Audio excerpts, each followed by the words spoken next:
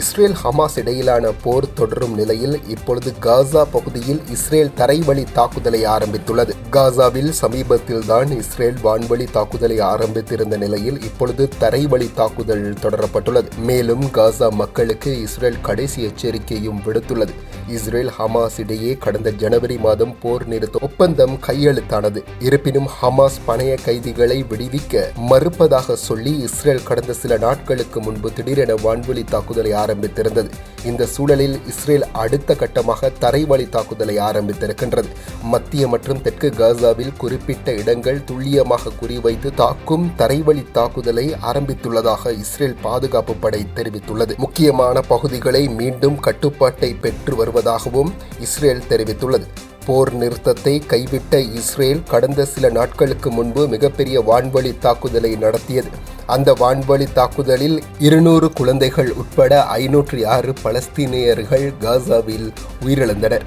இந்த வான்வழி தாக்குதலுக்கு மறுநாளே இஸ்ரேல் இந்த தரைவழி தாக்குதலை தொடங்கியுள்ளது. இது தொடர்பாக இஸ்ரேல் பாதுகாப்பு படை தனது சமூக வலைதள பக்கத்தில் பாதுகாப்பு மண்டலத்தை விரிவுபடுத்தவும் வடக்கு மற்றும் தெற்கு காசாக்கு இடையே பஃபர் மண்டலத்தை உருவாக்கவும் மத்திய மற்றும் தெற்கு காசாவின் தரைவழி தாக்குதலை தொடர உள்ளோம் என குறிப்பிடப்பட்டுள்ளது. நட்சாரிம் வழித்தடத்தின் மையப்பகுதியை தாங்கள் படைகள் மீண்டும் கைப்பற்றியுள்ளதாக இஸ்ரேல் ராணுவம் அறிவித்துள்ளது.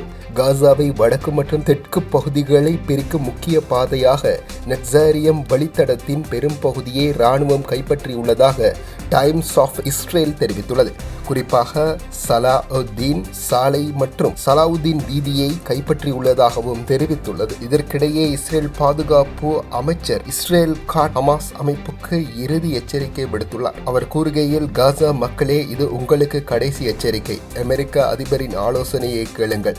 பணைய கைதிகளை திருப்பி அனுப்பி ஹமாஸை உங்கள் மண்ணிலிருந்து அகற்றுங்கள். அதன் பிறகு உங்களுக்கு தேவையானவைகள் நிறைவேற்றப்படும். அப்போதுதான் நீங்கள் உலகில் மற்ற பகுதிகளுக்கு செல்ல முடியும் என்றார். இதேவேளை ஹமாஸ் வெளியிட்டுள்ள அறிக்கையில், நாம் அடிபணிய மாட்டோம், சரணடையவும் மாட்டோம், சியோனிசம் ஒழியும் வரை போராடுவோம், சுதந்திர மனிதர்களே, அக்சாவை மீட்க போராடுங்கள் என அதன் ஊடக பேச்சாளர் அபு உபைதா தெரிவித்த கருத்து அவர்களுடைய பலத்தை காட்டி நிற்கின்றது. ஒவ்வொரு வருடமும் தேசிய மற்றும் சர்வதேச ரீதியில் பல்வேறுபட்ட விருதுகளை வென்று வெற்றி நடை போடுகின்ற தரமான உயர்கல்வி நிறுவனம் எமர்சன் காலேஜ் அண்ட் கேம்பஸ் உங்களுக்கு தேவையான diploma, HND, degree, masters, PhD போன்ற பாடநெறிகளை சர்வதேச அங்கீகாரத்துடன் வழங்கி வருகின்றது எமர்சன் காலேஜ் அண்ட் கேம்பஸ். தொடர்புகளுக்கு 0765204 இணையதள முகவரி www.emersoncollege.lk.